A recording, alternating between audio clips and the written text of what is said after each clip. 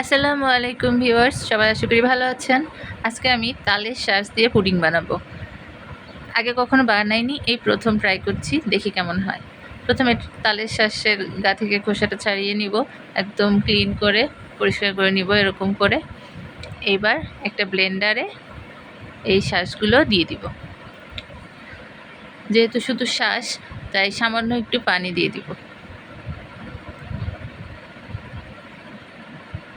এই তো পানিটা দিয়ে, খুব বেশি পানি দিব না কিন্তু, খুবই সামান্য পানি দিয়ে এখন এটাকে ব্লেন্ড করে নিব।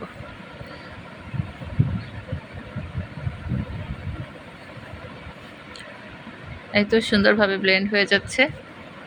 এটা ব্লেন্ড হলে কিন্তু একদম মিহি দানা দানা হয়ে যায়, দেখলে মনে হয় যেন সাগুদানা। সাগুদানা ভিজানোর পরে যেরকম দেখা যায় ঠিক সেরকম দেখা যায়। যাই হোক, এবার এগুলো একটা পাত্রে নিয়ে নিচ্ছি।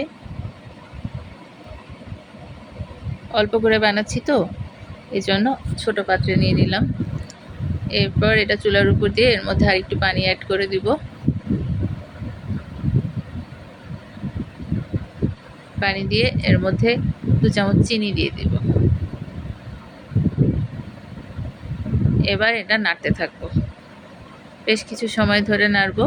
নাড়তে নাড়তে যখন এটা বলক আসবে তখন এর মধ্যে সামান্য একটু আগার আগার পাউডার দিয়ে দিব। খুব সহজ কাজ।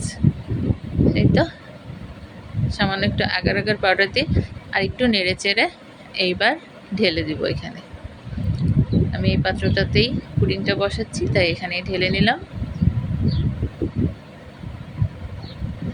এটা এখন এভাবে অ্যাটলিস্ট 2 ঘন্টা রাখতে হবে।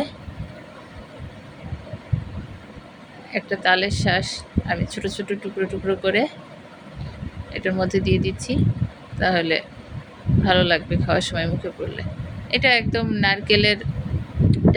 নারকেলের না, ডাবের পুডিং যেভাবে করে ঠিক সেভাবেই করতে হয়।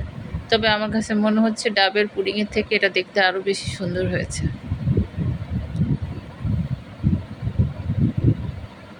এই তো 2 ঘন্টা পরে এটা শক্ত হয়ে গেছে।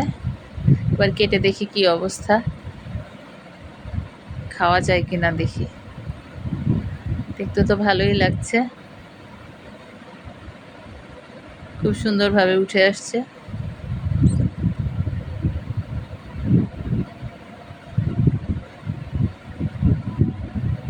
এবার টেস্ট করে দেখা যাক কেমন হয়েছে।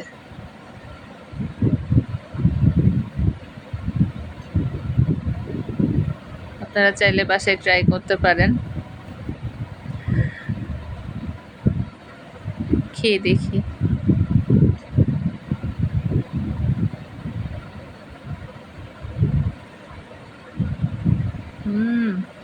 এটা ডাবের পুডিংয়ের থেকেও বেশি মজা লাগছে আমার কাছে, কারণ ডাবের পুডিংটা একদম পানি পানি থাকে, আর এটা একটু দানা দানা ভাব আছে। যেমন আমরা সাগুদানার পুডিংটা খেলে যেরকম লাগে ঠিক সেরকমই লাগতেছে। আবার 2-1 টুকরা যেই তালের শাঁসটা মুখে লাগতেছে ওটাও আরও মজা লাগতেছে। আপনারা ট্রাই করবেন। ভালো থাকবেন, সুস্থ থাকবেন। আল্লাহ হাফেজ।